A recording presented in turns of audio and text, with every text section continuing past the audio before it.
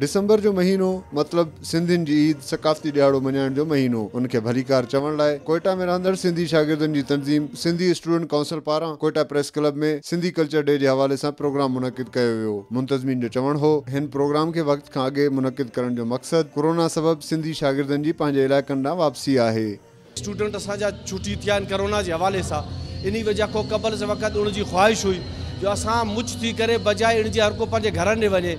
अॼु हिते press club जे अंदरि इहे संगत एहतमाम कया आहिनि ताकी असां पूरे सिंधी क़ौम खे हिकिड़ो पैगाम ॾियूं जो असां ज़िंदा क़ौम हूं, असां पंहिंजो सकाफ़ती और कल्चर डे मनावण जे काज सभु कठे थियूं।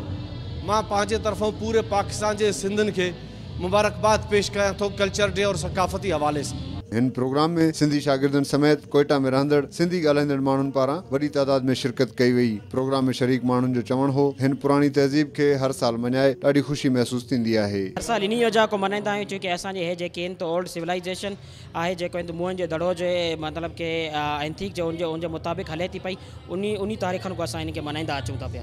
प्रोग्राम में जिथे नंढनि तोड़े वॾनि शिरकत कई उते सिंधी शागिर्दनि पारां झुमर पिणु पेश कई वई। Ibrahim Bahrani, Jacob news, Quetta.